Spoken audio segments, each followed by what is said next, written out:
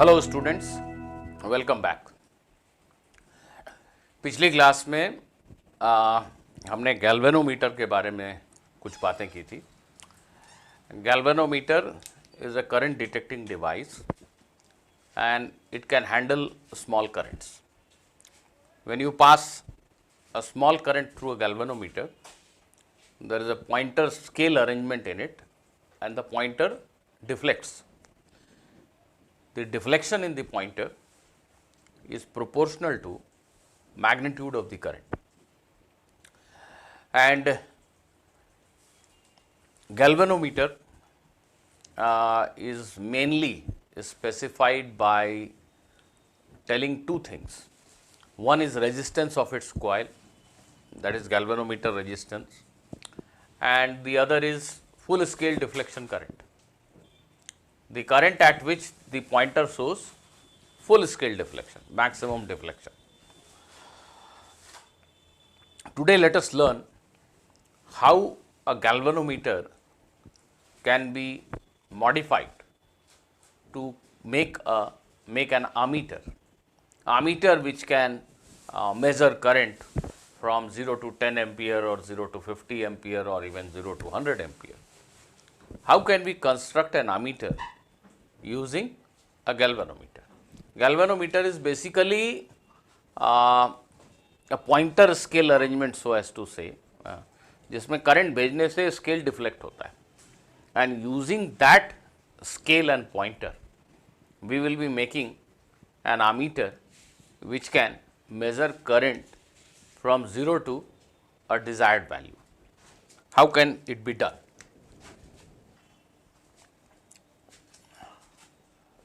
Before actually telling you how to convert an galvanometer into an ammeter, let me first tell you that ammeter is something which is used to measure current in any branch of an electric circuit, and it is always connected in series in the desired branch, used to measure current.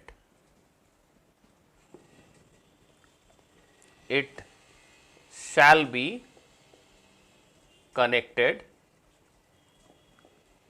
in series in the desired branch. What am I saying? Suppose this is a branch of an electric circuit. There is a big circuit and this one is one branch of the circuit. We wish to measure current in this branch. इस branch में जो current है उसको आप major करना चाहते हैं। क्या आप आमीटर को ऐसा कनेक्ट करेंगे? आमीटर इंस्ट्रूमेंट के ये दो टर्मिनल्स हैं, क्या आप आमीटर को ऐसा कनेक्ट करेंगे? आंसर है नहीं। हम इस ब्रांच में करंट को मेजर करने के लिए आमीटर को हमेशा सीरीज में कनेक्ट करेंगे। इसका मीनिंग ये हुआ कि ठीक है, इस ब्रांच को हम पंक्चर करेंगे, इसमें वायर अगर काटने की जरूरत पड़ी तो बीच से काट देंगे। अब यहाँ पे हम अपना आमीटर रखेंगे और ये आमीटर के दो टर्मिनल्स हैं। जिस ब्रांच में आपको करंट मेजर करना है उस ब्रांच में आमीटर को हम सीरीज में कनेक्ट करते हैं। ठीक है, यूजुअली आमीटर में एक प्लस और माइनस टर्मिनल मार्क किया हुआ रहता है, तो हमें पहले से ये पता होना चाहिए कि in which direction the current is flowing. Current अगर ऐसा फ्लो हो रहा है तो most likely this is high potential and this positive terminal and this is negative terminal, और हम आमीटर को अकॉर्डिंगली कनेक्ट करते हैं। This is not way of connecting an ammeter if you are suppose to measure current in this branch. Every ammeter has a range. Range means ये जो ammeter है ये एक बॉक्स है, उसमें एक स्केल बना है और एक पॉइंटर है।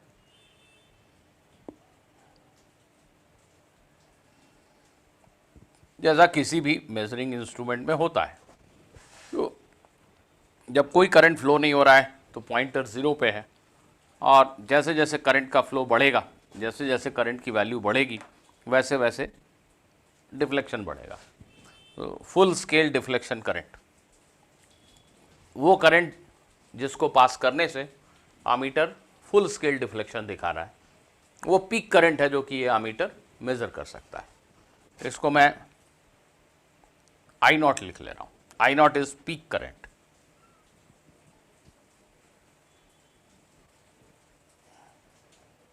तो एक्चुअली में ये जो मीटर है, ये जो पॉइंटर है, ये स्केल है, और जो इस इंस्ट्रूमेंट का बेसिक कॉइल है, वो गैल्वेनोमीटर है। गैल्वेनोमीटर के ही पॉइंटर स्केल को हम आमीटर बनाने के लिए यूज़ करते हैं।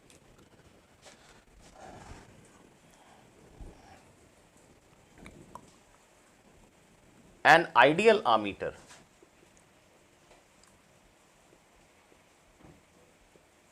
should have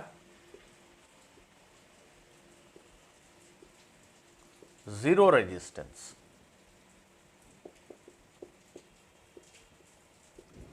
An ideal ammeter should have zero resistance. Why? इस ब्रांच में मान लो 5 एम्पियर करंट था। अब तुमने आमीटर लगाया। आमीटर का रेजिस्टेंस अगर कंसिडरेबल हो, आमीटर खुद एक बड़े रेजिस्टेंस का इंस्ट्रूमेंट हो, तो जैसे ही आप इस करंट को मेज़र करने के लिए आमीटर को यहाँ लगाओगे, इस ब्रांच का ओवरऑल रेजिस्टेंस बढ़ जाएगा। अगर इस ब्रांच का रेजिस्टेंस बढ़ गया तो यहाँ जो करंट था 5 एम्पियर, वो खुद रिड्यूस हो जाएगा। तो हमारा टारगेट करंट को कम करना नहीं है, करंट को कम करना है या बढ़ाना नहीं है। We wish to measure this current. Ammeter कोई सर्किट का कंपोनेंट नहीं है, हमने करंट को मेजर करने के लिए आमीटर को लगाया है। लेकिन अगर आमीटर के पास एक अच्छा खासा रेजिस्टेंस है, तो just after you insert the ammeter, value of current in this path will drop, it will change. So that is not our motto. We don't want the current to change.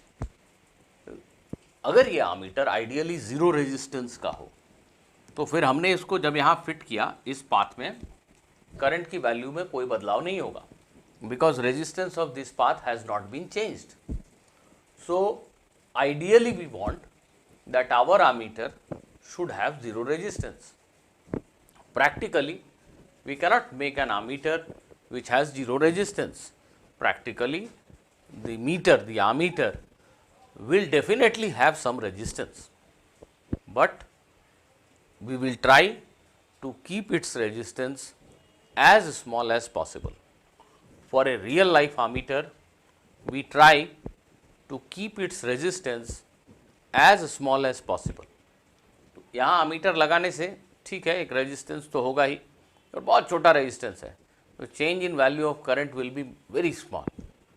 Okay, so our ideal ammeter, we wish कि ऐसा ammeter होता। Ideal ammeter has zero resistance. No such ammeter exist in real life, but in practice we make every effort to ensure that our ammeter has as less resistance as possible. So, real life ammeters do have resistance, but we try to keep their resistance as small as possible. But an ideal ammeter should have zero resistance, and the reason I hope you all have understood. So,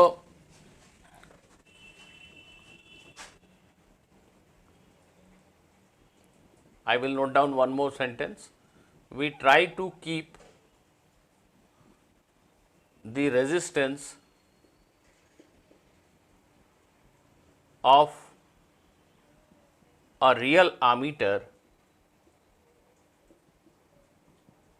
as small as possible.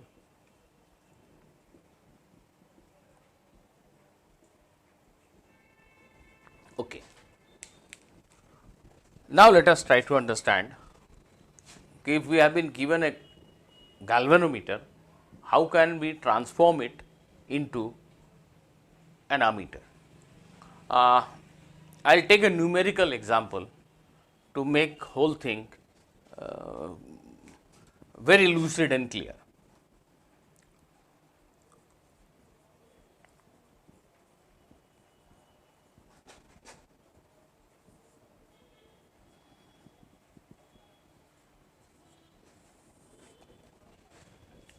Please read this as galvanometer and read this as ammeter. Read this sentence as converting a galvanometer into an ammeter. इसको galvanometer पढ़ लीजिए और इसको ammeter पढ़िए. So converting a galvanometer into an ammeter.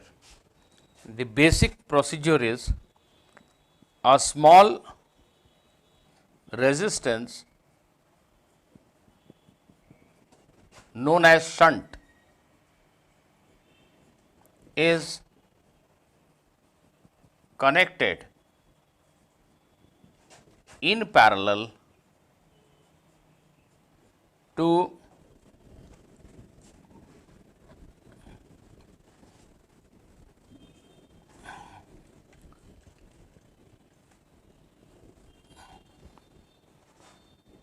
the galvanometer coil to convert it into an ammeter. Converting a galvanometer into an ammeter. A small resistance which is known as shunt, the small resistance, small valued resistance is known as shunt. It is connected in parallel to the galvanometer coil to convert it into an ammeter. How this happens? Let us understand.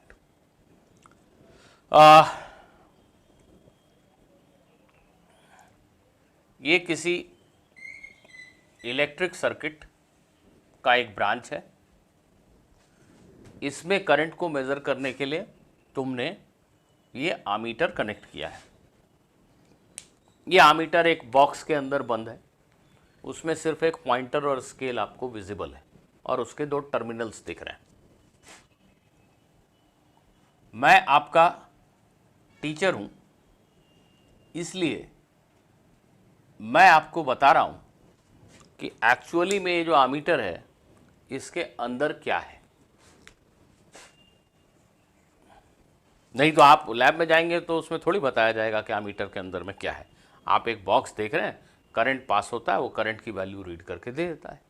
Because हम पढ़ रहे हैं कि galvanometer से ammeter कैसे बना है, इसलिए मैं आपको ये बता रहा हूं कि ये जो एक्चुअल आमीटर है, ये ब्रांच, इसमें आपने लगाया ये आमीटर.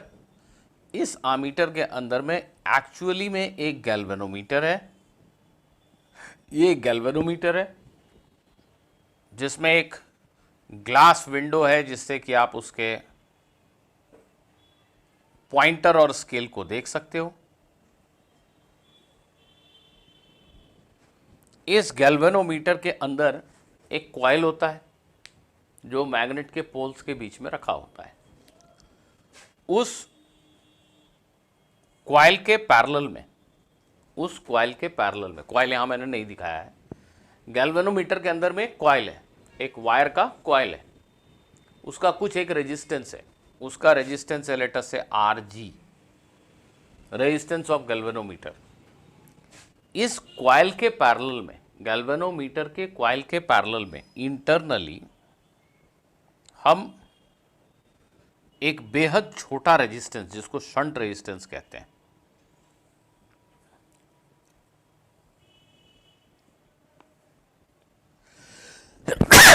वो ऐड कर देते हैं. जो आमीटर आप देख रहे हो, आमीटर में जो स्केल और पॉइंटर है वो इस गैल्वेनोमीटर का ही स्केल और पॉइंटर है. इस गैल्वेनोमीटर के साथ, गैल्वेनोमीटर के कॉइल के साथ इंटरनली एक शंट रेजिस्टेंस को पैरेलल में जोड़ दिया गया है. और ये सब चीज एक बॉक्स के अंदर बंद है. ये सब आपको दिख नहीं रहा बाहर से, आपको दिख तो सिर्फ वो स्केल पॉइंटर रहा है एक ग्लास विंडो के थ्रू, बाकी सब कुछ पैक्ड है। तो ये जो मैंने ऐसा स्फीयर बनाया जिसके अंदर आमीटर, ये स्फीयर सेम स्फीयर मान लो, तो आमीटर एक्चुअली क्या है, अंदर में क्या है उसके, एक गैल्वेनोमीटर के साथ पैरेलल में एक छोटा शंट रेजिस्टेंस जुड़ा हुआ है। नाउ व्हाट हैपेंस, इसको एक न्यूमेरिकल एग्जांपल के थ्रू समझते हैं। लेट अस से it is given to you that we want to convert a 20 ohm 2 milliampere galvanometer into a 0 to 20 ampere ammeter। Please इसको ऐसे पढ़िए। Suppose this is an assignment given to you कि convert a 20 ohm 2 milliampere galvanometer into a 0 to 20 ampere ammeter। There is a galvanometer given. Galvanometer coil has a resistance of 20 ohm. The galvanometer can take maximum current of 2 milliampere, and we wish to convert this galvanometer into an ammeter which can measure any current from 0 to 20 ampere.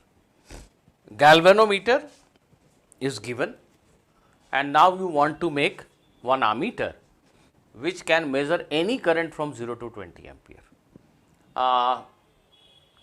The galvanometer can take current only up to 2 milliampere, and the coil of galvanometer has a resistance of 20 ohm, which means this Rg is 20 ohm, and the full scale deflection current of galvanometer is 2 milliampere. Which means if you pass 2 milliampere current through the galvanometer, its scale will go to the pointer will deflect to the last point. I will write the maximum current that we wish to measure as I naught. I naught is the current, maximum current that we want our ammeter to measure. For that, this is the galvanometer. In parallel to it, we have connected a small shunt resistance. The question is, what should be value of this shunt resistance so that this instrument can actually measure up to 20 ampere.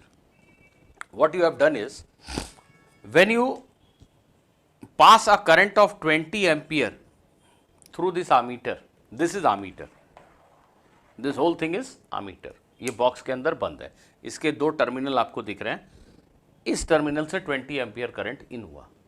Now the current sees two parallel paths, current को दो parallel path दिखते हैं, एक ये path है जिसमें एक galvanometer है which has a resistance of 20 ohm, और एक दूसरा पैरेलल पाथ आपने बनाया है shunt resistance which is a very small resistance, very small compare to resistance of the galvanometer. तो ये जो 20 एम्पियर करंट आया, this current now sees two parallel path, it will get divided into two paths. The smaller resistance will see higher current. A major portion of this 20 ampere current will get bypassed through this route, and a very small percentage of this current will actually enter into the galvanometer.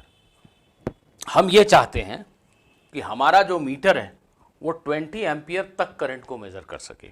It means हमें ऐसा कुछ करना होगा, जब यहाँ 20 ampere का current हो, इस 20 एम्पियर में से 2 मिली एम्पियर इस पाथ में जाए और रिमेनिंग करंट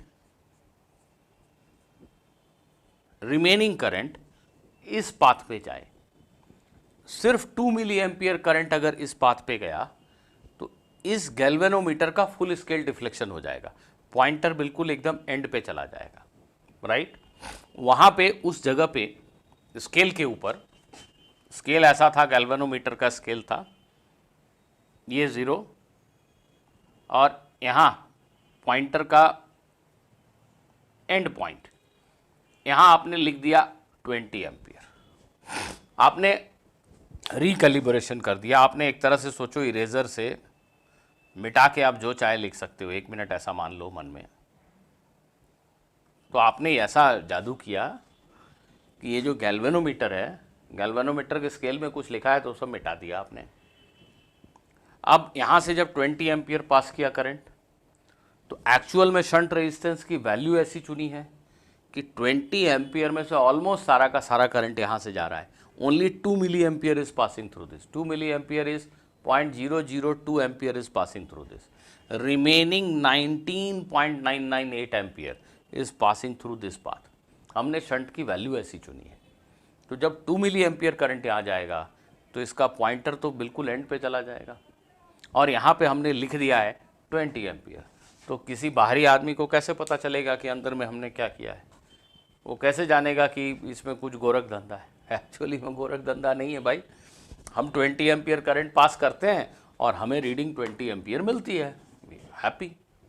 अगर आप सिर्फ 10 एम्पियर करंट भेजोगे, 20 एम्पियर भेजने से 2 मिली एम्पियर यहाँ गया, 10 एम्पियर भेजने से only 1 milli ampere will pass through this galvanometer, और जब 1 मिली एम्पियर करंट होगा तो इसका पॉइंटर आधा डिफ्लेक्ट होगा, ये जो फुल स्केल था उसका हाफ, तो पॉइंटर यहाँ होगा, यहाँ पे लिखा हुआ है 10 एम्पियर।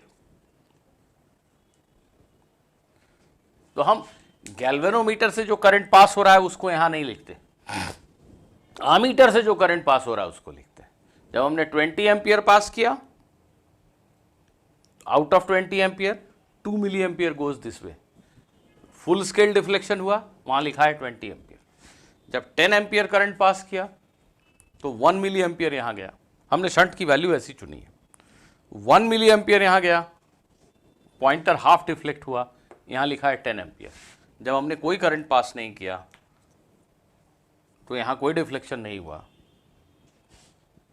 यहां 0 लिखा है, 0 ampere current. So the basic trick that we have played is we have given a bypass route to the current. The bypass route has very small resistance, and so the major part of this whole current will get bypassed through this path, and only a small percentage of current will take this route. That small current can be handled by the galvanometer and the pointer will deflect. The marking on the scale is so as to give you a direct measurement of this current. यहाँ पे scale पे marking ऐसी है जिससे आप directly इस current की value को पढ़ सकते हो। इस पर्टिकुलर एग्जांपल में फिर से एक बार इसको पढ़ लीजिए। Our task is to convert a 20 ampere 2 milli ampere 20 ohm 2 milli ampere galvanometer into a 0 to 20 ampere ammeter. एक गैल्वेनोमीटर जिसके कॉइल का रेजिस्टेंस 20 ओम, एक गैल्वेनोमीटर जो मैक्सिमम 2 मिली एम्पियर करंट ले सकता है, उससे एक आमीटर बना रहे हैं हम जो अप टू 20 एम्पियर करंट ले सकता है। जब हमने यहाँ 20 एम्पियर करंट भेजा तो हमारे शंट का सिलेक्शन ऐसा है कि सिर्फ IG करंट यहाँ जाता है, IG मीन्स 2 मिली ampere, remaining I0 minus IG current इस पाथ से बाईपास होता है। तो शंट की वैल्यू कैलकुलेट करना तो बेहद ही आसान है। ये दो रेजिस्टेंसेज हैं पैरेलल में। ये कितना रेजिस्टेंस है? गैल्वेनोमीटर कॉइल का रेजिस्टेंस 20 ओम इस एग्जांपल में, और ये कितना है? Shunt S। यहां का पोटेंशियल ड्रॉप और यहां का पोटेंशियल ड्रॉप दोनों सेम होना चाहिए। So we will write I0 minus IG into S, current in this route into S. This is potential drop across this resistance. This must be same as potential drop here, which is IG into RG, right? Therefore, value of shunt resistance is IG RG I0 minus IG.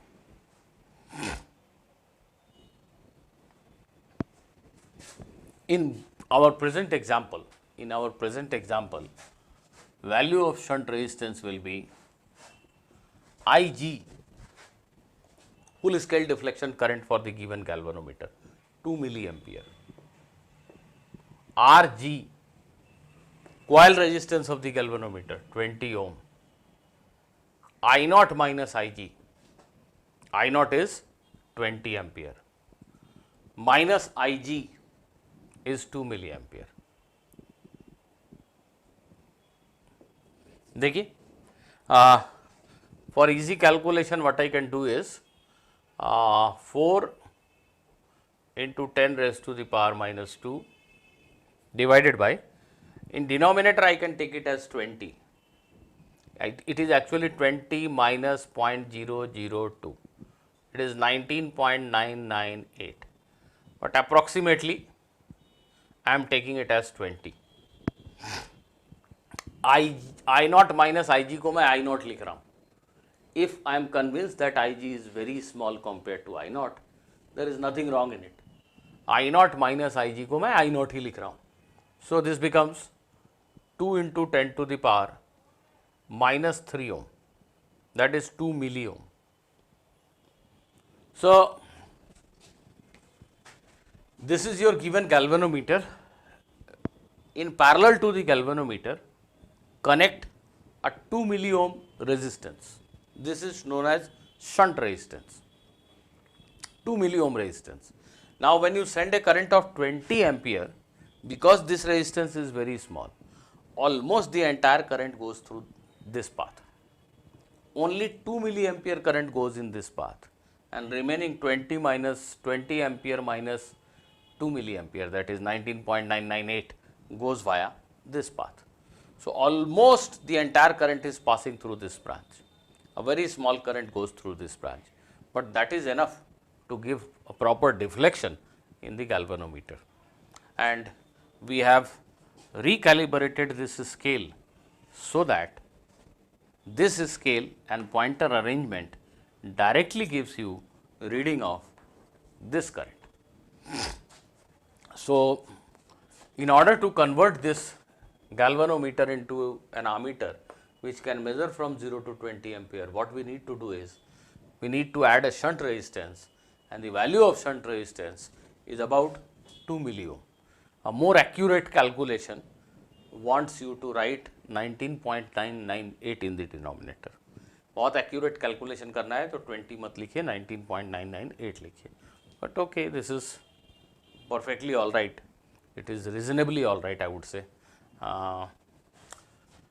So 2 milliohm is the required shunt resistance.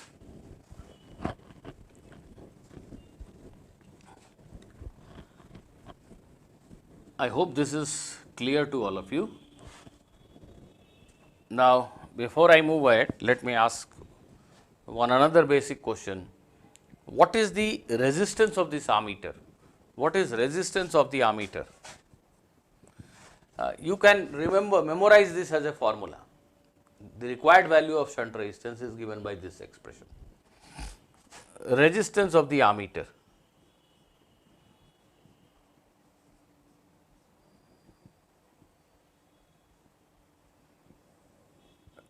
This whole thing is ammeter and these are its terminals. So resistance of ammeter is nothing but parallel equivalent of these two resistances. So resistance of ammeter, I am writing it as RA, is Rg into S by Rg plus S, which means RA is basically equal to S by 1 plus S by Rg.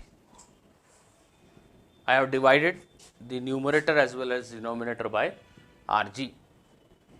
Now, because Rg is too large compared to Rs, with respect to S, Rg is too large compared to S. So in the denominator, we can neglect this. This is a very small fraction. जैसे अभी के example में S की value थी 2 मिलियोम और Rg था 20 ओम, तो ये रेशियो जो है ये 0.0001 है, 0.0001, वेरी स्मॉल नंबर. सो अगर आप इसको नेग्लेक्ट कर दो 1 के सामने, तो this is as good as S. So resistance of an ammeter theoretically is slightly less than S. ये जो शंट है इससे तो थोड़ा छोटा होगा. दो रेजिस्टेंस जब भी पैरेलल में जोड़ोगे तो जो इक्विवेलेंट है, दो रेजिस्टेंस का इक्विवेलेंट निकालोगे जो पैरेलल में, जो इक्विवेलेंट है दोनों इंडिविजुअल रेजिस्टेंस से छोटा होगा. इक्विवेलेंट S से भी छोटा होगा और Rg से भी छोटा होगा, विजिबल है. this equivalent resistance is less than S. S divided by this number. This number is greater than 1. So, resistance of ammeter is definitely less than S, theoretically. Practically it is almost equal to S, because this number is very small compared to 1. So, this is the denominator is almost 1, and therefore, resistance of ammeter is almost S. Okay. Now, if a galvanometer is given, we can also convert it, we can modify it so as to read potential differences. That means, we can modify it as a voltmeter.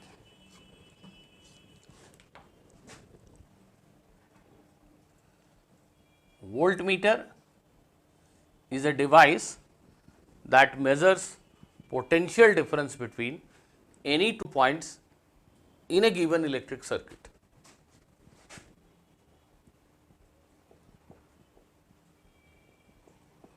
Measures potential difference between 2 points in a given circuit.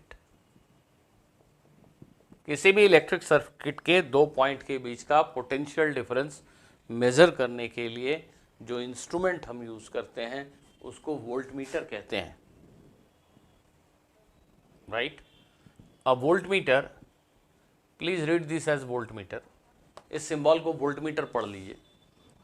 A voltmeter is connected in parallel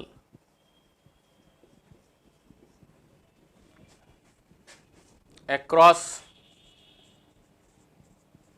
the 2 points.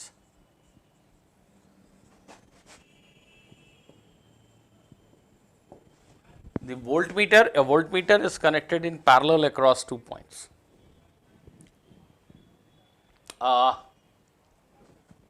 Which means ये कोई भी एक circuit है, यहाँ कोई ज़रूरी नहीं है कि रेजिस्टेंस हो, एक बैटरी, रेजिस्टेंस, कैपेसिटर, कुछ भी हो सकता है, ग्रुप ऑफ रेजिस्टर्स, 2 बैटरी, बीच में कैपेसिटर, कुछ भी हो सकता है, any circuit. And we wish to measure potential difference between these 2 points. This is a branch of an electric circuit. कोई बड़ा सर्किट है, उसका कोई एक ब्रांच है, उस ब्रांच में किसी भी 2 पॉइंट के बीच हम पोटेंशियल डिफरेंस मेजर कर रहे हैं. ये भी जरूरी नहीं है कि दोनों पॉइंट एक ही ब्रांच में हो. कोई सर्किट है, एक पॉइंट यहाँ लिया और एक पॉइंट बहुत दूर कहीं जाके दूसरे ब्रांच में है, चलेगा. कोई भी 2 पॉइंट हैं ए और बी, बीच में कुछ भी हो सकता है, एनीथिंग इज देयर. बल्कि मैं ऐसा बना देता हूँ,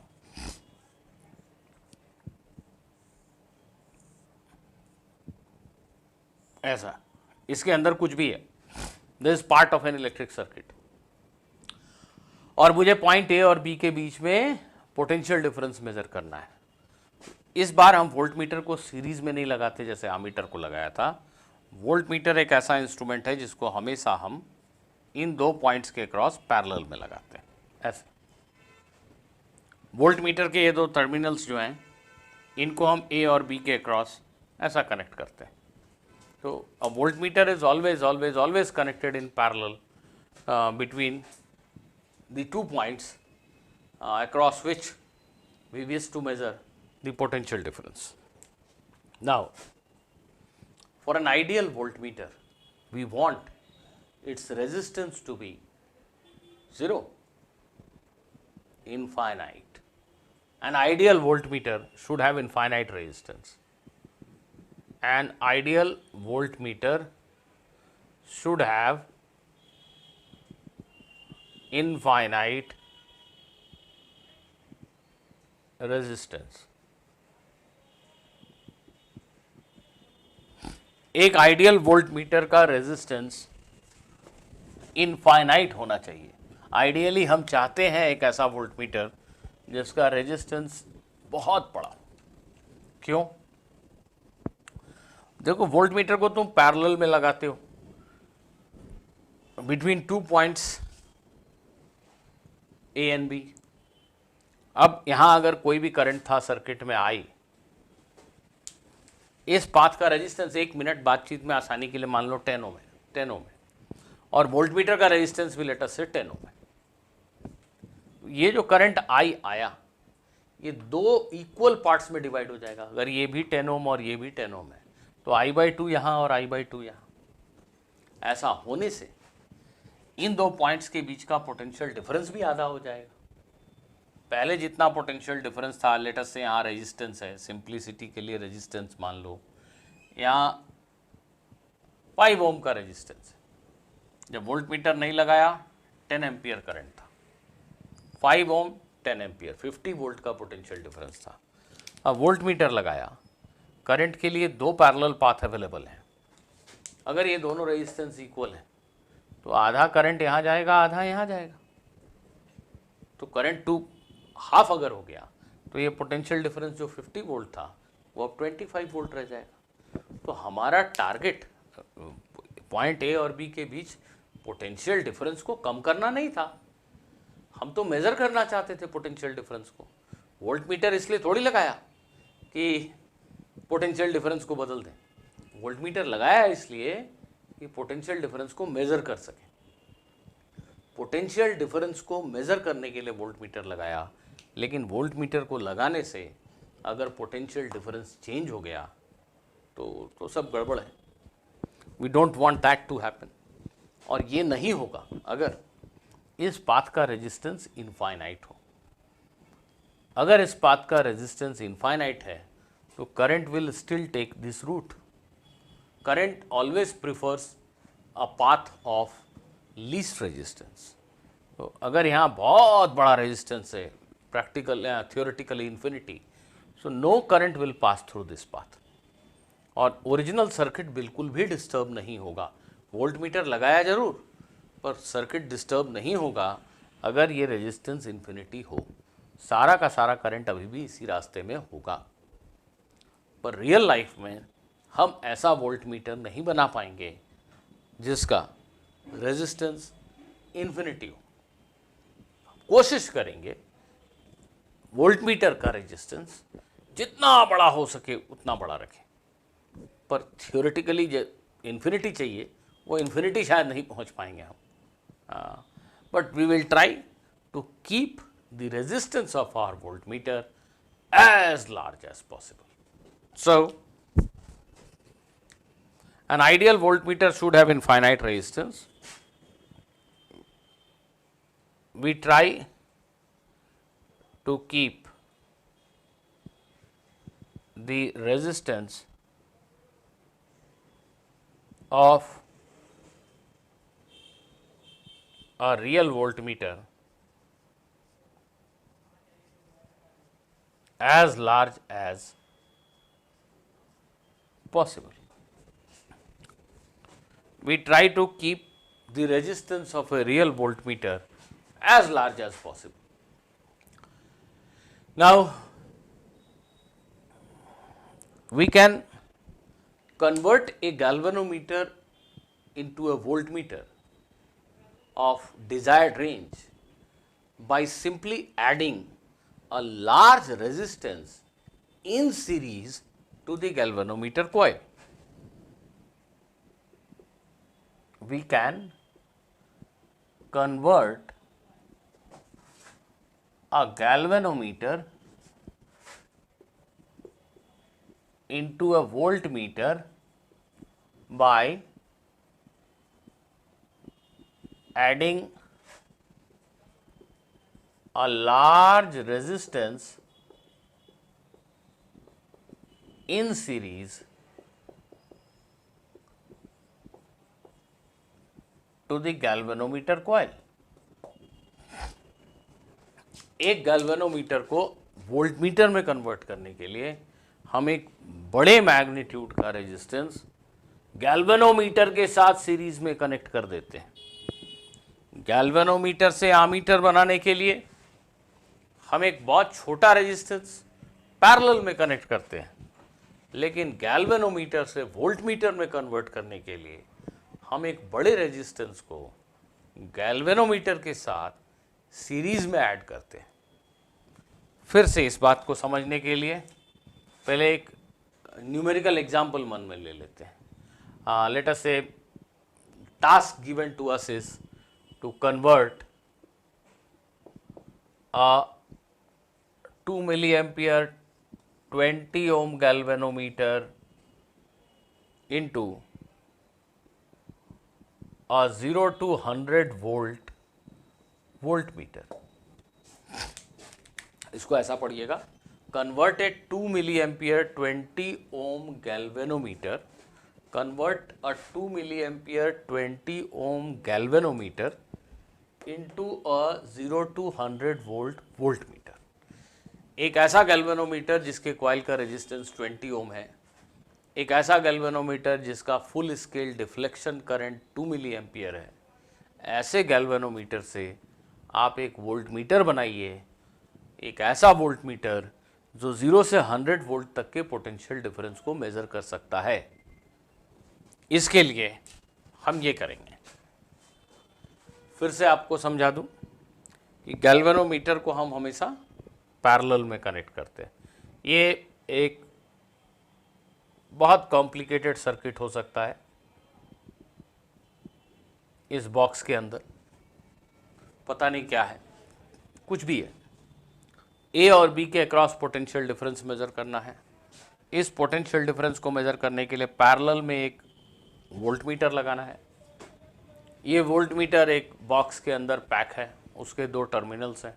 मैं आपका टीचर हूँ, मैं आपको बता रहा हूँ कि ये जो बॉक्स है वोल्टमीटर का, इसके अंदर एक्चुअली में एक गैल्वेनोमीटर है।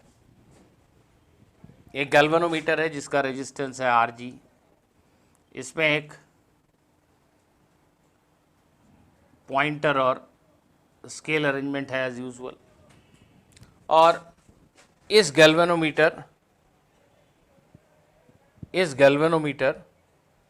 के साथ सीरीज में एक बड़ा रेजिस्टेंस हमने कनेक्ट किया है और ये बन गया वोल्टमीटर।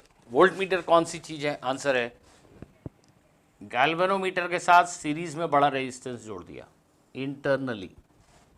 ये जो रेड बॉक्स के अंदर जो इंस्ट्रूमेंट है यही वोल्टमीटर है। इस वोल्टमीटर के ये 2 टर्मिनल हैं, एक ये और एक ये वोल्टमीटर के 2 टर्मिनल्स हैं। वोल्टमीटर के अंदर एक गैल्वेनोमीटर के साथ सीरीज में एक बड़ा रेजिस्टेंस ऐड किया गया है। बाहर से मुझे एक बॉक्स दिखता है, बॉक्स में एक ग्लास का विंडो है, उस ग्लास के विंडो में मुझे पॉइंटर और स्केल दिखता है, दैट्स ऑल। अंदर ही अंदर गैल्वेनोमीटर कॉइल के साथ सीरीज में एक बड़ा रेजिस्टेंस कनेक्टेड है। इस वोल्टमीटर के टर्मिनल को हम, इन 2 टर्मिनल्स को हम पॉइंट ए और बी के साथ ऐसा अटैच कर देते हैं। ये वोल्टमीटर के टर्मिनल्स हैं, मुझे इन 2 पॉइंट के बीच का पोटेंशियल डिफरेंस मेजर करना है। हमने उसको पैरेलल में कनेक्ट कर दिया। अब हमें 100 वोल्ट तक का पोटेंशियल डिफरेंस मेजर करना है, राइट? 100 वोल्ट। तो हम चाहेंगे कि जब अप्लाइड पोटेंशियल डिफरेंस 100 वोल्ट हो, जब ए और बी के बीच का पोटेंशियल डिफरेंस 100 वोल्ट हो, उस समय ये meter full scale deflection show करें। ये जो मैक्सिमम वोल्टेज हमें मेजर करना है, इसको हम V0 मान लेते हैं। प्रेजेंट एग्जाम्पल में 100 वोल्ट।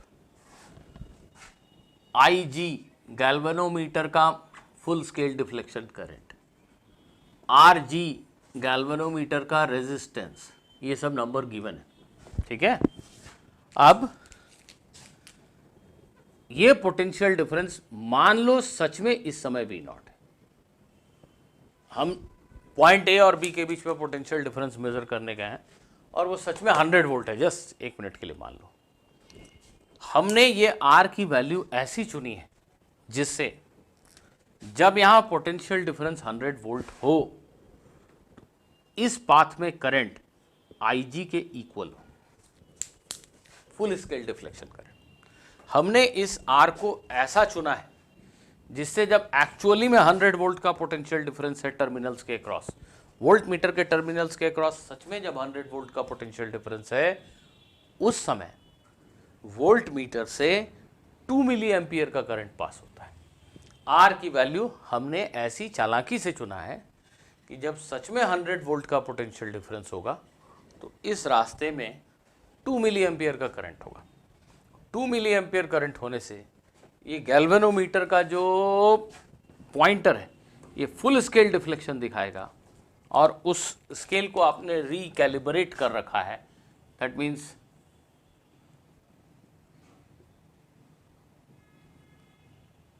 ये फुल स्केल डिफ्लेक्शन दिखा रहा है, तो यहाँ पे आपने जो भी पहले से लिखा था उसको मिटा के 100 वोल्ट लिख दिया है। तो एक नॉर्मल आदमी जो मेज़र करने गया उसने तो यही देखा कि जब वोल्ट मीटर को मैंने यहाँ कनेक्ट किया तो जो मीटर है वो 100 वोल्ट की रीडिंग दिखा रहा है। ठीक है, बिल्कुल ठीक है। जब कोई पोटेंशियल डिफरेंस अप्लाई नहीं किया गया, जब वोल्ट मीटर के टर्मिनल्स ऐसे खुले तो यहाँ कोई करंट नहीं है, गैल्वेनोमीटर में कोई डिफ्लेक्शन नहीं है, ये पॉइंटर यहाँ पे है, रीडिंग 0 है। जब 50 वोल्ट पोटेंशियल डिफरेंस अप्लाई करोगे तो इसी पाथ में करंट की वैल्यू 1 मिली एम्पियर होगी, पॉइंटर हाफ डिफ्लेक्ट होगा, वहाँ 50 वोल्ट लिखा हुआ है। So this instrument will now act like a voltmeter. So what should be value of R? Very easy. हम फिर से ऐसे सोचेंगे कि जिस समय applied potential difference V nought 100 volt है, उस समय यहाँ जो करंट होना चाहिए वो 2 मिली एम्पियर होना चाहिए, विच simply means that IG RG plus R is V naught. This current IG into total resistance of this path. इस गैल्वेनोमीटर के अंदर कॉइल है जिसका रेजिस्टेंस है RG, उसके साथ सीरीज में एक रेजिस्टेंस लगाया R। इस पाथ का टोटल रेजिस्टेंस है RG plus R, total resistance multiplied with current in the path. इस पाथ में current IG into resistance RG plus R, IG into resistance, this is equal to potential difference V naught. So we can calculate R from here. R will be equal to V naught by IG minus RG. You can memorize this as formula. क्या याद करोगे? Simple concept को समझो, एक झटके में तुम ये लिख दोगे। जब यहाँ फुल स्केल डिफ्लेक्शन करंट है 2 मिली एम्पियर, पॉइंटर एंड पे, उस समय पोटेंशियल डिफरेंस V नॉट है, 100 वोल्ट है। So IG into this resistance RG plus R, that should be equal to V nought, as simple as that. So students, in the present example we can calculate the value of R as 100 volt is the desired maximum potential difference that we wish to measure using our voltmeter. IG, the full scale deflection current, is 2 into 10 to the power minus 3 ampere, 2 milliampere. RG is galvanometer coil has a resistance of 20 ohm. So this becomes equal to 50 into 10 to the power 3. 50 into 10 to the power 3, that is 5000 minus 20, which means 4980 ohm. This is 50 into 10 to the power 3, 5000 minus 20, that is 4980 ohm. So resistance that has to be added to the galvanometer in series, to the galvanometer in series, will be 4980 ohm. Oh, okay, you can say 5000 ohm. ये बहुत छोटा है, इसके सामने मोटा मोटी 5000 ओम का resistance series में लगा दो। This galvanometer will start acting like a volt meter of range 0 to 100। आपको स्केल पे फिर से मार्किंग करनी पड़ेगी, रिकैलिब्रेशन करना पड़ेगा। और इंस्ट्रूमेंट बनाने वाले क्या करते हैं, ये करने के बाद अब वो एक नोन करंट पास करेंगे, या सॉरी नोन पोटेंशियल डिफरेंस लगाएंगे 10 वोल्ट। 10 वोल्ट के पोटेंशियल डिफरेंस को अप्लाई करने से अगर ये पॉइंटर यहाँ आया तो यहाँ लिख दिया 10, 20 वोल्ट का पोटेंशियल डिफरेंस अप्लाई करेंगे, पॉइंटर यहाँ आया तो यहाँ लिख दिया 20, ऐसा करते गए 30, 40, 50, 60, 100 वोल्ट का पोटेंशियल डिफरेंस अप्लाई किया, पॉइंटर एंड पे यहाँ लिख दिया 100 volt. So this is now ready to use meter. ये मीटर अब आप यूज कर सकते हो for measuring any potential difference from 0 to 100 volt. 100 volt से बड़ा पोटेंशियल डिफरेंस मेजर नहीं करना चाहिए, क्योंकि in that case the current through the galvanometer will exceed 2 milliampere, the full scale deflection current, and it may damage the galvanometer. So this is how you can convert given galvanometer into a voltmeter.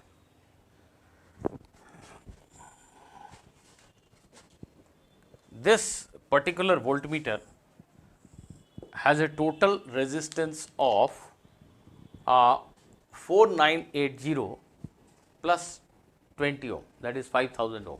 So resistance of voltmeter, if somebody asks you what is the resistance of voltmeter, resistance of voltmeter will be equal to the resistance that you have added plus Rg. This is the total resistance of the voltmeter, R plus Rg. In our example, it is 5 kilo ohm. This is not infinity, but it is large.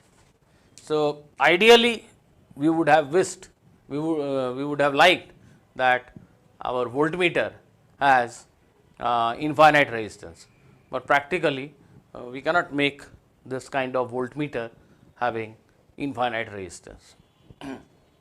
Okay. So till now I am assuming that we understand what is the resistance box that we find in our labs. I told you about that in the last class or last to last class. We understand what actually is a galvanometer and how it can be converted into an ammeter and a voltmeter. There you may find many questions which says that the ammeter shown in the figure or the voltmeter shown in the figure are ideal instruments. In that case, you will assume that the ammeter has no resistance and the voltmeter has infinite resistance.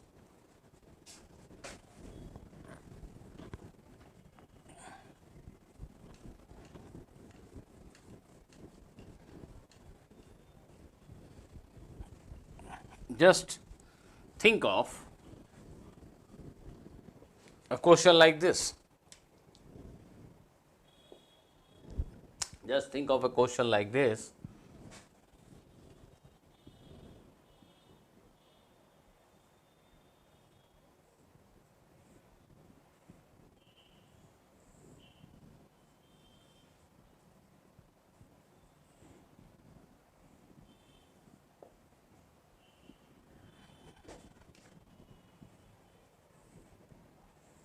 This is a 10 volt cell, there is 2 ohm resistance, there is 5 ohm resistance, there is ammeter A1, this is ammeter A2.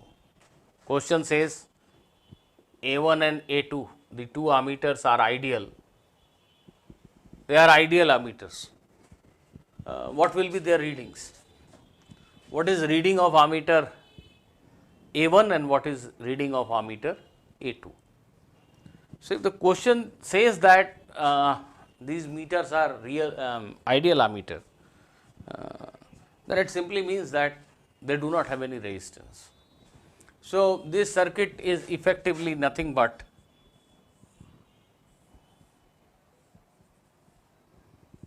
a simple circuit like this.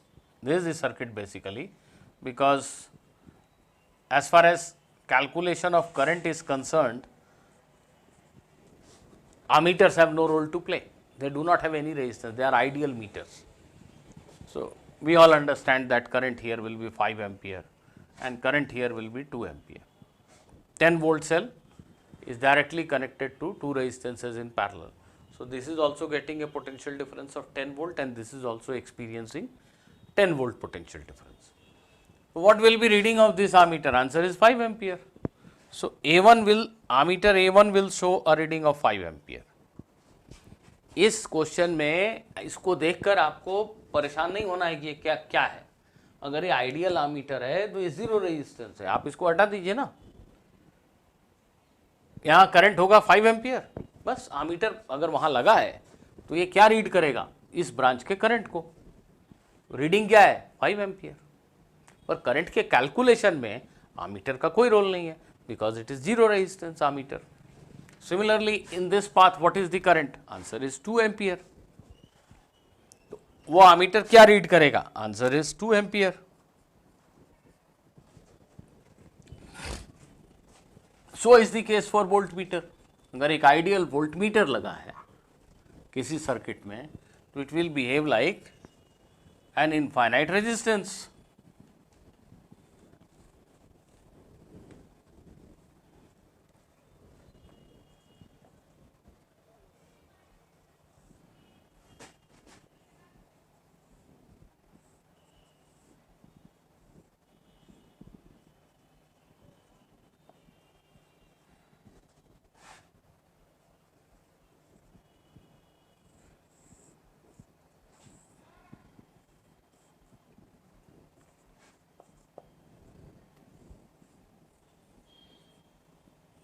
This is an ideal voltmeter.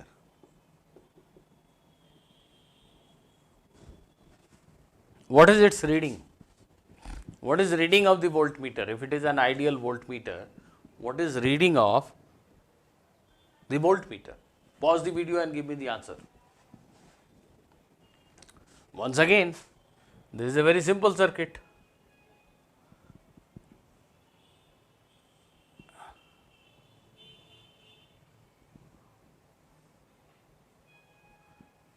Ideal voltmeter has infinite resistance. Infinite resistance means no current will take this route. Infinite resistance देखो, infinite resistance realise करने का एक practical तरीका क्या है? तार काट दो यार, इनफाइनाइट रेजिस्टेंस हो गया. तो सच में अगर ये इनफाइनाइट रेजिस्टेंस है, वो तो टूटे हुए तार की तरह है, तो यहाँ कोई करंट नहीं होगा. There is no current. ये 3 पैरेलल पाथ हैं, यहाँ इनफाइनाइट रेजिस्टेंस है, there is no current there. Ignore that, भूल जाओ, वोल्टमीटर का कोई रोल नहीं है. ये सर्किट सिंपली ऐसा है. ये सर्किट सिंपली ऐसा है. ये 100 ओम है और ये 100 और 100 का पैरेलल कॉम्बिनेशन 50 ओम है. ये 50 ओम है और ये 100 ओम है. अब 60 वोल्ट के पोटेंशियल डिफरेंस को आपको 2 हिस्सों में बांटना है. आई होप कि इतना तो सभी लोग सीख चुके हैं अभी तक कि ये समझ जाएं कि यहाँ पोटेंशियल डिफरेंस 40 वोल्ट है और यहाँ पोटेंशियल डिफरेंस 20 वोल्ट है. This series combination of 2 resistances 100 ohm and 50 ohm. Current same है, so I इंटू आर और यहाँ I इंटू आर दोनों कंपेयर करें तो ये डबल है इसका. यहाँ का पोटेंशियल डिफरेंस इस पोटेंशियल डिफरेंस का डबल है. ये 20 वोल्ट है, 40 वोल्ट है, 40 एंड 20 मेक 60. तो potential difference between these 2 points और दीज 2 पॉइंट्स और दीज 2 पॉइंट्स इज 20 वोल्ट. ये वोल्टमीटर क्या रीड करेगा? आंसर है 20 वोल्ट. वोल्टमीटर की ड्यूटी क्या है? इन 2 पॉइंट्स ए और बी के बीच का पोटेंशियल डिफरेंस मेजर करना. अगर ये आइडियल वोल्टमीटर है, सर्किट में इसको लगाने से सर्किट कंडीशंस में कोई चेंज नहीं होगा. ये सर्किट है, जो करंट जैसा फ्लो हो रहा है वैसा ही फ्लो होता रहेगा. अगर मैं एक यहाँ पे वोल्टमीटर लाकर लगा दूँ, voltmeter is an infinite resistance path, so no current will get deviated in this path. तो सर्किट पहले जैसा था वैसे ही रहेगा. वोल्टमीटर सिर्फ इन 2 पॉइंट्स के बीच के पोटेंशियल डिफरेंस की रीडिंग बताएगा. Because it is an ideal voltmeter, it is not going to change any parameters of the circuit. तो आइडियल आमीटर और वोल्टमीटर लगे होने से आपको परेशान नहीं होना है. तो क्वेश्चंस आर यूजुअल क्वेश्चंस. आप दोनों को इग्नोर करके सर्किट को सॉल्व कर सकते हैं.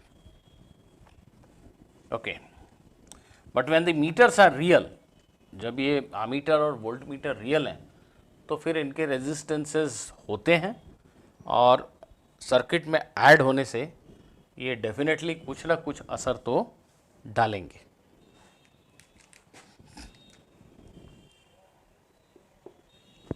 For example, a question says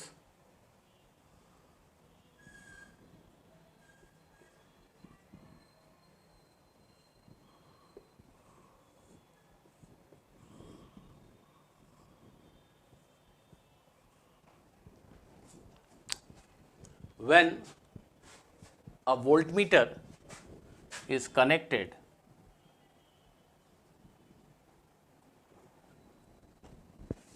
across points A and B, when a voltmeter is connected across points A and B, its reading is found to be, दे अगर ideal voltmeter होगा यहाँ लगाएंगे तो क्या रीडिंग आएगी 30 volt.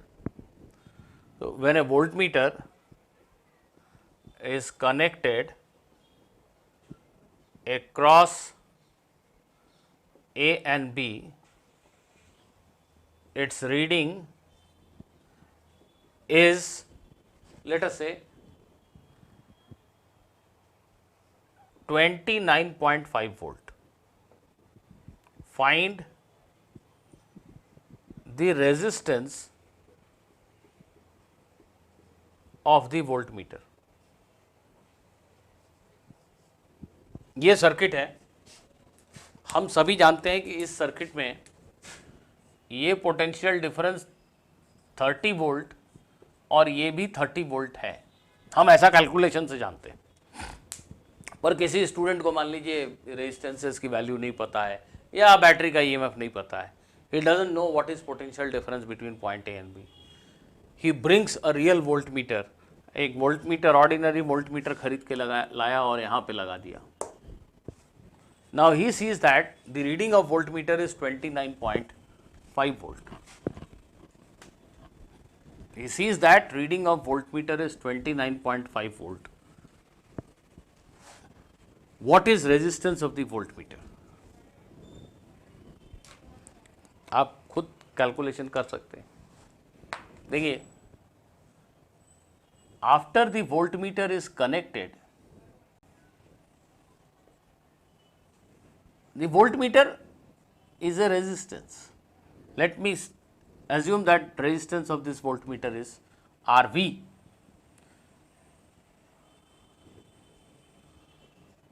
These are points A and B, and this is a 60 volt cell. This is not an ideal voltmeter. अगर ideal voltmeter होता तो उसकी रीडिंग होती 30 volt. This is a real life voltmeter which has got some meaningful resistance. Its resistance is not infinite. कुछ तो बड़ा हो सकता है उसका रेजिस्टेंस, पर एक लिमिटिंग, एक डेफिनेट वैल्यू है उसके रेजिस्टेंस की। It is not infinite. That's why the reading of voltmeter is less then 30 volt. Please remember, whether you use a real ammeter or a real voltmeter, its reading is always less than true value. What will happen here? यहाँ जो current था, let us say I. Now this current will get divided into two parts. Some current will pass through this path. In fact, this value of I will also change, but okay. The current now gets divided into two parts. तो जो current है यहाँ definitely reduce हो गया शायद, तो ये I into are घट गया, एक करंट का हिस्सा इधर चला गया, तो यहाँ करंट कम होने से I इंटू आर की वैल्यू रिड्यूस हो गई, तो ये पोटेंशियल डिफरेंस कम हो गया। अगर ये आइडियल वोल्टमीटर होता तो कोई भी करंट इधर नहीं जाता, value of potential difference would not have changed. But for a real voltmeter, some current will take this route and definitely the potential difference will drop. मोटी बात, in much simpler language, if you have two resistances in series, अगर आपके पास दो resistance series में है, इसको fix रखो और इस रेजिस्टेंस को कम करो तो बेटा यहाँ का पोटेंशियल डिफरेंस कम होता चला जाएगा। अभी ये दोनों रेजिस्टेंस इक्वल हैं, ये 30 ये 30, लेकिन इस रेजिस्टेंस को हम कम करें तो ये 35 ये 25, इसको और कम करें तो ये 40 ये 20। क्यों? The potential difference V1 and V2 are proportional to resistances. V1 by V2 is R1 by R2, V1 by V2 is R1 by R2। इसको अगर लगातार कम करेंगे तो ये पोटेंशियल डिफरेंस V2 भी कम होता जाएगा। So when you add some resistance in parallel to a given resistance, the overall effective resistance will get reduced. 100 ohm के साथ पैरेलल में आपने कोई भी रेजिस्टेंस लगा दिया तो इसका जो इफेक्टिव रेजिस्टेंस होगा it will be less than 100 ohm. ये 100 ओम है, this is less than 100 ohm, so obviously potential difference here will be less than potential difference across this, घट जाएगा। तो हम यहाँ ऐसे ही दिखा लेते हैं, प्लीज ध्यान दीजिएगा। इसका और इसका इक्विवेलेंट रेजिस्टेंस R0 है, ऐसा मान लेते हैं। R0 is resistance of voltmeter into 100 by resistance of voltmeter plus 100। ये दोनों पैरेलल में हैं तो इनका इफेक्टिव रेजिस्टेंस ये हो गया। इन दोनों को एक सिंगल रेजिस्टेंस से रिप्लेस कर दिया। Now according to the question, this potential difference is 29.5 volt and this potential difference obviously will become equal to 30.5 volt, क्योंकि ये दोनों मिलकर 60 तो होने चाहिए ना। तो हम तो ऐसे ही लिख देंगे R0 की वैल्यू R0 बाई 100 ओम। ध्यान देना, सीरीज में रेजिस्टेंस है तो जो पोटेंशियल डिफरेंस है it is proportional to value of resistance. तो 29.5 by 30.5, this will be ratio of this resistance and this resistance. Obviously क्या किया मैंने, वोल्टमीटर का रेजिस्टेंस नहीं पता है, वोल्टमीटर का रेजिस्टेंस 100 ओम के साथ पैरेलल में जोड़ने से इफेक्टिवली R0 ऐसा मान लो। R0 और 100 ओम सीरीज में है। क्वेश्चन में कहा गया कि वोल्टमीटर की रीडिंग 29.5 है। What does it mean? That means voltmeter connect करने के बाद यहाँ का पोटेंशियल डिफरेंस 29.5 है, तभी तो वोल्टमीटर ने 29.5 रिकॉर्ड किया। वोल्टमीटर कनेक्ट होने के बाद 29.5, इसलिए वोल्टमीटर की रीडिंग 29.5 है। तो 29.5 वोल्ट वाला वोल्टमीटर, 29.5 वोल्ट रीडिंग वाला वोल्टमीटर, दैट मीन्स ये पोटेंशियल डिफरेंस ए और बी के क्रॉस 29.5 है। It means R0 is 295 by 305 into 100, 295 by 305 into 100, ये R0 निकला है। Now substituting this value of R0 here and doing all the simplifications, you can find the value of RV. So RV can be calculated as RV into 100 by RV plus 100 will be 295 into 100 by 305। R0 क्या था actually, ये है RV is resistance of voltmeter। R0, value of R0 is this much. So 100 cancels out, it becomes 305 RV is equal to 295 RV plus 295 into 100।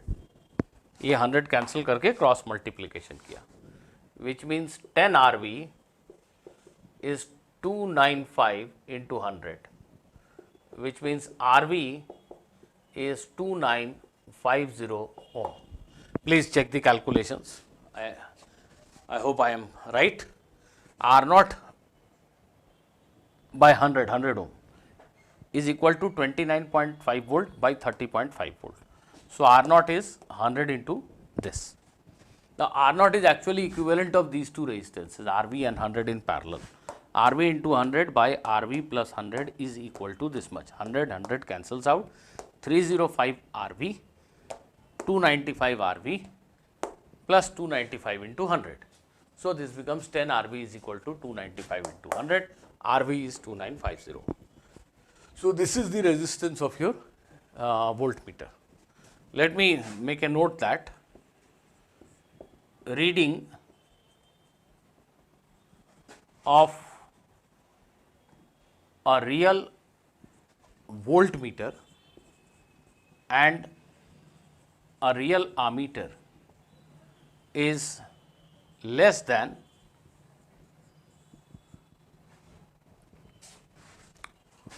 the I am simply writing it as less than true value. True value means before the voltmeter was inserted, the true potential difference was 30 volt. Now, after the voltmeter is inserted, reading will be definitely less than 30 volt. So, true value, please, if you want to elaborate this, please note down. True value means actual potential difference or actual current in the branch before the meters were inserted. True value refers to value of current or potential difference before the meters means ammeter or voltmeter was inserted. ये ammeter के लिए भी true है. इस path में अगर हम current को मेजर करने के लिए आमीटर लगाएंगे, so a real ammeter has got some resistance, so overall resistance of path will increase and therefore the value of current will drop. तो आमीटर लगाने से करंट कम हो गया, so obviously it will show you reduced reading. Ammeter लगाने के पहले जो current था वो रीडिंग तो मिलेगी नहीं, उससे कम ही मिलेगी. So this is what I am trying to tell you.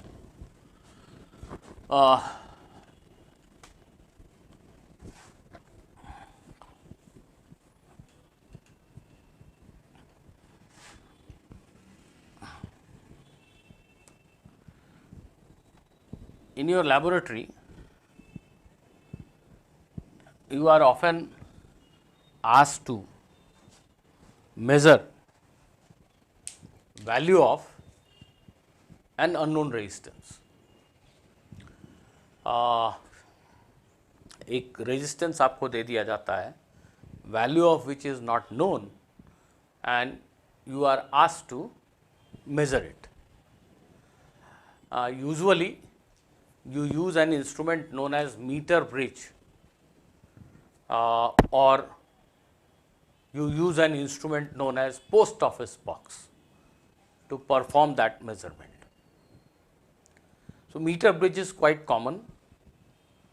It is an instrument which is available in each and every school laboratory and all of you are supposed to perform that experiment. And this post office box is also a very common thing. Both these instruments are based on the basic principle of Wheatstone bridge. So, how a balanced Wheatstone bridge can be used to measure the value of an unknown resistance, this we will learn in our next session. So, students, in next session we will take up meter bridge and post office box. Thank you.